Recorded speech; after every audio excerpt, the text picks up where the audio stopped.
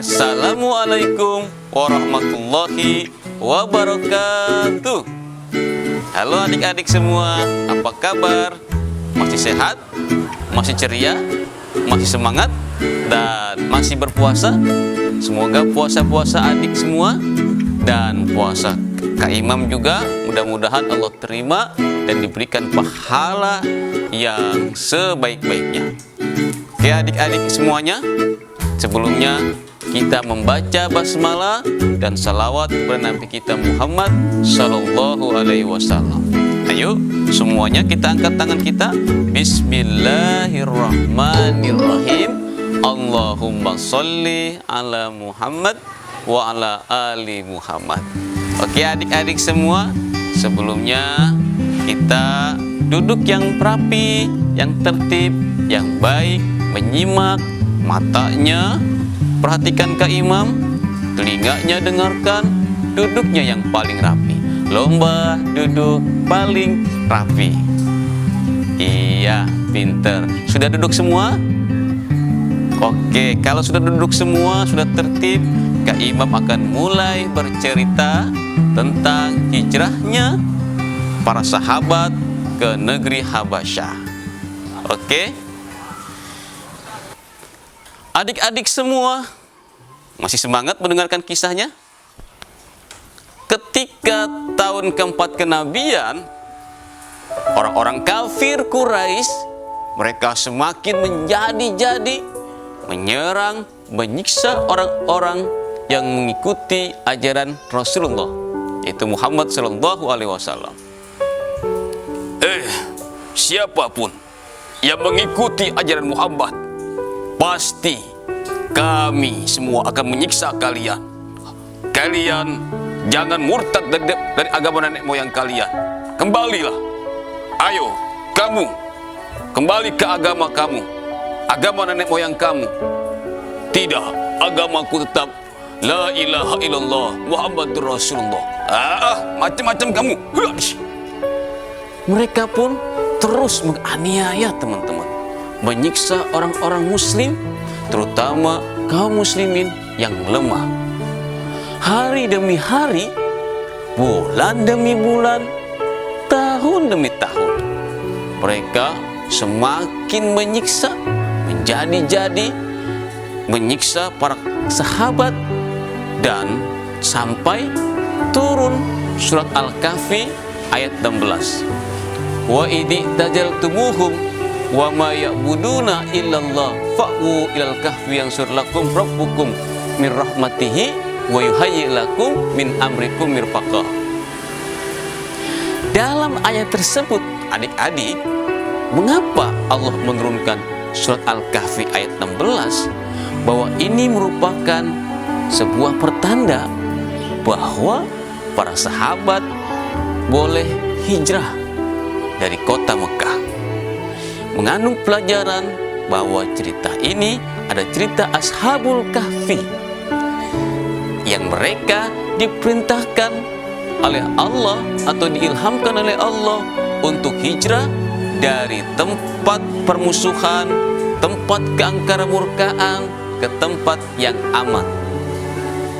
Kemudian ada juga cerita lagi, yaitu cerita Nabi Khidir dan Nabi Musa alaihissalam, yang mana mengajarkan kepada kita bahwa keberhasilan itu bukan hanya dilihat dari mata kita saja, tapi bisa jadi apa yang kita lihat tidak semestinya terjadi atau bertolak dari apa yang kita lihat.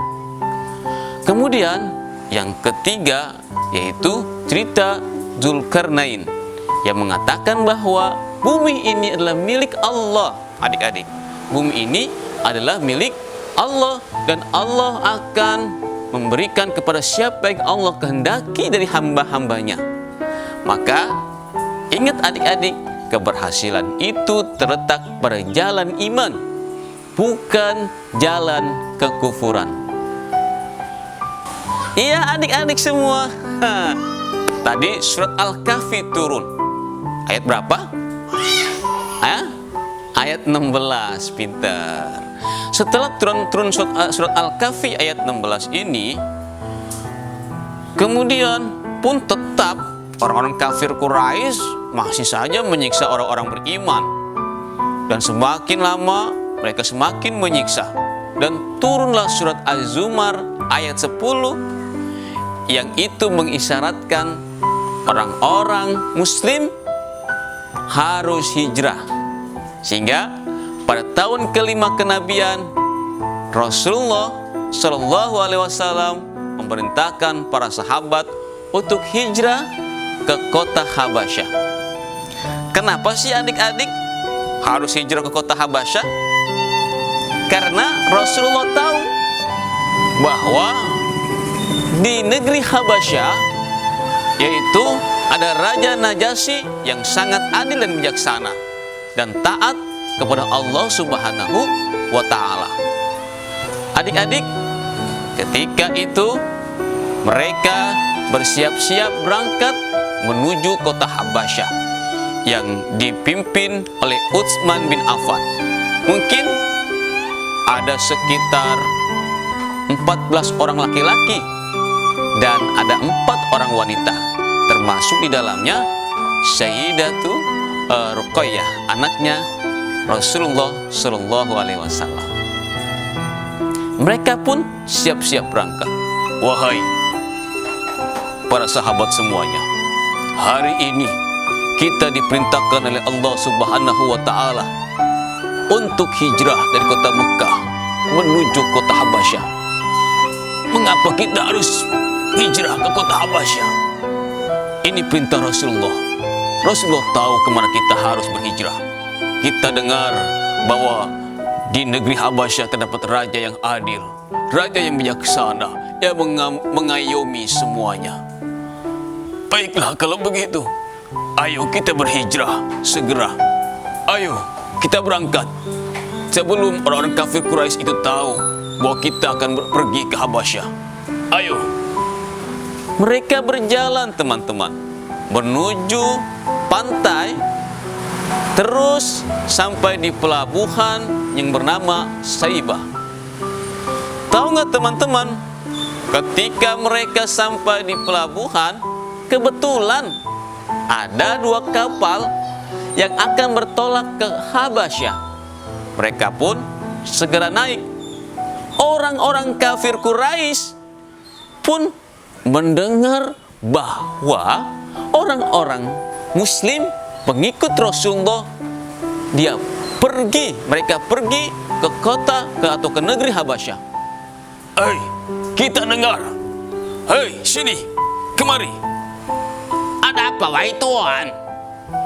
Kita mendengar kalau orang-orang pengikut Muhammad itu, orang-orang murtad itu, mereka akan pergi ke kota Habasyah, ke negeri Habasyah untuk meminta perlindungan. Jangan biarkan. Kalau mereka kita biarkan pergi, maka mereka akan membuat kekuatan yang besar dan mereka akan melawan kita. Kita harus mencegahnya. Wah, betul itu Tuhan. Segera, ayo kita kejar. Cepat, kuda mana kuda? Ayo kuda, bawa kemari. Hiya.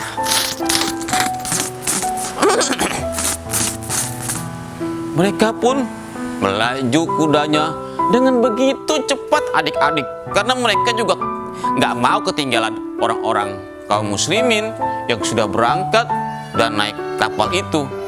Mereka pun pergi melaju dengan kecepatan yang tinggi. Hiya. Ayo cepat, ayo jangan sampai ketinggalan, jangan biarkan mereka pergi ke negara Habasyah. Ayo.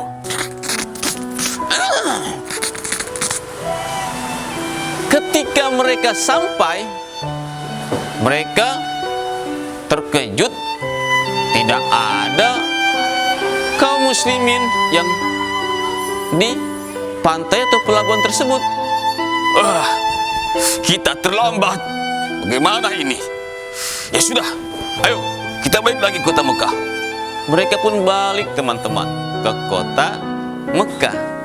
Kemudian pada suatu hari Rasulullah Shallallahu Alaihi Wasallam membacakan sebuah ayat yang ketika ayat itu dibacakan, seluruh orang-orang kafir Quraisy yang ada di kota Mekah tertunduk, dan karena keindahan bacaannya mereka bahkan sujud pada saat itu.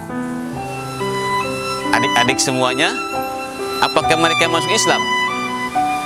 Kita lihat ketika orang-orang pun sujud, mereka lama-kelamaan sebenarnya yakin dengan ajaran Rasulullah SAW bahwa ajarannya itu adalah ajaran yang hak, ajaran yang benar. Tapi karena kesombongan mereka, teman-teman, mereka menolak ajaran yang disampaikan oleh Rasulullah, sehingga sujudnya cuma sujud-sujudan. Mereka kembali kepada jalan mereka sendiri. Kemudian mereka kembali melakukan penyiksaan kepada orang-orang yang mengikuti ajaran Rasulullah SAW. Kabar sujudnya orang-orang kafir Quraisy itu sampai sahabat yang ada di negeri Habasyah.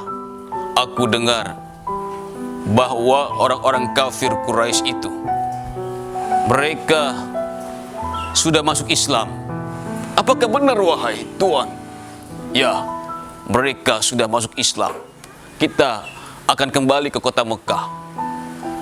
Orang-orang yang ada di Habasyah, mereka kembali lagi, adik-adik semua. Kemana? Iya, ke kota Mekah. Mereka balik lagi ke kota Mekah. Namun, ketika berada di perbatasan kota Mekah, mereka mengetahui cerita sesungguhnya bahwa orang-orang kafir Quraisy itu tidak masuk Islam. Nah, mereka berpikir, bagaimana ini? Ternyata kita salah. Orang-orang kafir Quraisy belum masuk Islam. Iya, bagaimana? Baiklah, sebagian masuk kota Mekah, sebagian lagi kembali ke Habasyah. Mereka membagi dua bagian. Ada sebagian yang kembali ke negeri Habasyah, ada yang terus melanjutkan kota Mekah. Namun orang-orang atau sahabat yang kembali ke kota Mekah, sehingga mereka pun mendapat siksaan dari orang-orang kafir Quraisy. Terus penyiksaan terus berlangsung, bahkan penyiksaannya semakin kejam, adik-adik semua. Bagaimana ya kalau disiksa itu? Sakit nggak adik-adik semua? Mudah-mudahan kita juga terhindar dari siksaan ya. Siksaan dari azab kubur dan siksaan dari api neraka. Oke, kita lanjutkan. Kemudian Rasulullah SAW, karena situasinya yang sangat genting, penyiksaan di mana-mana, para pengikut Rasulullah semakin lemah dan semakin berat lagi untuk pergi ke Habasyah. Namun Allah yang memberikan kemudahan para sahabat untuk pergi ke negeri Habasyah. Ini kepergian yang kedua, ya, ke negeri Habasyah. Hijrah yang kedua ke negeri Habasyah, yaitu ada sekitar 83 orang laki-laki dan ada sekitar 18 orang wanita berangkat ke negeri Habasyah. Mereka pun bersembunyi-sembunyi, diam-diam, tidak diketahui oleh orang-orang kafir Quraisy. Mereka berangkat, mengendap-endap terus, dan sampailah mereka di kota Habasyah atau di negeri Habasyah. Mereka bertemu dengan Raja Najasyi yang mulia. Mendengar kalau para sahabat hijrah lagi ke negeri Habasyah, mereka sangat marah, mereka geram, mereka semakin kesal, matanya melotot, merah, pipinya menjadi-jadi, hidungnya megar. Mereka pun marah sekali, adik-adik semua. Mereka pergi lagi ke kota Habasyah. Kita tidak boleh tinggal diam. Kalau begini terus, kita bisa dikalahkan oleh mereka. Bagaimana menurut kamu? Iya Tuan, kalau begini terus kita bisa dikalahkan. Aduh, banyak laler lagi. Bagaimana nih Tuan ceritanya? Kita panggil orang terpandai di antara kita, yang pandai bernegosiasi. Siapa Tuan? Amr bin As. Dan siapa lagi? Abdullah bin Abu Rabi'ah. Betul Tuan. Dia itu orang yang cocok buat kita untuk bernegosiasi dengan Raja Najasyi. Ayo segera panggil Amr bin As dan Abdullah bin Abu Rabi'ah. Mereka pun memanggil Amr bin As dan Abdullah bin Abu Rabi'ah, adik-adik semua. Dan mereka mempersiapkan segalanya. Wahai Amr bin As, ada apa? Begini, orang-orang muslim itu, kamu tahu kan? Ya, mereka itu berangkat lagi ke mana? Ke negeri Habasah. Iya, ke negeri Habasah. Terus kamu, aku, iya, kamu Amr bin As dan Abdullah bin Abu Rabi'ah pergi ke sana. Untuk apa Tuhan? Untuk bernegosiasi kepada Raja Najasyi. Bilang, mereka itu orang-orang bodoh, orang-orang penyusup. Mereka itu akan merusak negara Najasyi. Bawa balik mereka kembali lagi ke kota kita. Kita siksa mereka. Oh begitu. Terus bawa mereka hadiah-hadiah untuk uskup dan Raja Najasyi. Berikan semua hadiah yang kita punya. Ayo, kumpulkan semua untuk kita berikan kepada Raja Najasyi. Supaya siasat kita berhasil. Ayo, cepat siapkan semua. Baik Tuan, ayo siapkan semua barang-barang. Amr bin As, kamu siap berangkat ya? Amr bin As dan Abdullah bin Abu Rabi'ah, mereka siap berangkat teman-teman. Dan terus berangkat. Mereka singkat cerita sampai di negeri Habasyah. Mereka membawa berbagai macam hadiah untuk diberikan kepada Raja Najasyi yang mulia. Sampai di sana, mereka menemui uskup untuk merayu para uskup supaya bisa bertemu dengan Raja Najasyi dan membisikkan kalau mereka yang datang dari kota Mekah itu adalah penyusup dan orang-orang bodoh. Wahai Tuan, ada apa? Ini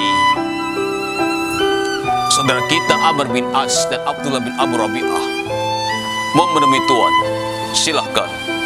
Ada apa, wahai Amr bin As? Begini Tuan.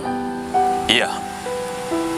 Kalau di negara Tuan ini ada seorang penyusup, ada orang-orang bodoh, mereka orang-orang yang memecah belahkan kaumnya dengan agamanya.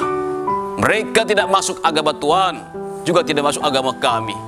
Kami minta supaya mereka dikembalikan kepada kami, karena kami yang tahu kondisi mereka. Betul Tuan, apa yang dikatakannya. Kembalikan saja Tuan. Jangan dibiarkan para penyusup itu di sini, bisa merusak negara kita. Sebentar, aku akan lihat dulu akar permasalahannya. Hai, kamu panggil para orang-orang yang datang ke sini meminta kabar padaku. Katanya mereka kaum muslimin. Ayo panggil. Baik Tuan. Mereka pun memanggil kaum muslimin yang dipimpin oleh Ja'far bin Abu Thalib. Ja'far pun menemui Raja Najasyi dan Raja berkata, wahai Ja'far, apakah agama yang kalian pegang ini yang memecah belah kaum kamu, yang kamu tidak mengikuti agama kami dan agama mereka? Jelaskan agama kamu ini seperti apa. Kemudian Ja'far bin Abu Thalib berkata, wahai Tuan Raja, aku dulu agama mereka, agama jahiliyah. Kita semua ini dulu menyembah berhala. Kami berzina. Kami mabuk-mabukan, kami menyakiti antara sesama, kami saling berperang, kami menyakiti tetangga. Tapi Allah mengirim kepada kami seorang Rasul yang mulia, yang kami tahu nasabnya, kami tahu kedudukannya, kami tahu kejujurannya, kami tahu kehormatan kesuciannya. Dialah Muhammad Rasulullah yang mengajarkan kami tentang kebaikan, tentang sholat, tentang zakat, tentang puasa. Dan kami dilarang untuk memakan bangkai, memakan babi, memakan hal-hal yang dilarang oleh Allah, dan melakukan sesuatu yang diharamkan oleh Allah. Apakah benar ajaran kamu seperti itu? Benar, wahai Tuhan Raja. Coba berikan ayat kepadaku tentang ajaran kamu. Kemudian Ja'far bin Abu Thalib membacakan sebuah surat, yaitu surah Maryam, dari awal surah Maryam. Ketika mendengar apa yang dibacakan oleh Ja'far bin Abu Thalib, tahu nggak teman-teman? Raja Najasyi dan para uskup seluruhnya pun menangis mendengar lantunan ayat awal surah Maryam. Mereka pun menangis karena keindahan dan kebenaran Al-Quran. Sambil bersedih, meneteskan air mata dan berkata Raja Najasyi, demi Allah, agama ini dan agama yang dibawa oleh Nabi Isa alaihissalam adalah agama yang bersumber dari cahaya yang sama, yaitu cahaya dari Allah Subhanahu wa Ta'ala. Demi Allah, agama ini adalah agama yang hak, agama yang sama dengan Nabi Isa alaihissalam. Wahai Ja'far, maukah kau ceritakan kepadaku tentang Nabi Isa alaihissalam? Ja'far bin Abu Thalib pun berkata, Isa alaihissalam itu adalah hamba Allah, Rasulullah, yaitu yang dikandung, ditiupkan ke dalam rahim seorang perawan suci yang mulia, yaitu Maryam. Setelah mendengar itu, Raja Najasyi pun semakin kagum. Benar, demi Allah, apa yang kau katakan itu benar, bahwa Isa bin Maryam itu adalah Rasulullah, hamba Allah. Kemudian Raja Najasyi mengambil sebuah kepingan daun, sama seperti kepingan ini, kepingan daun ini. Maka ajaran Isa dan ajaran Muhammad adalah sama-sama keluar dari satu cahaya Allah Subhanahu wa Ta'ala.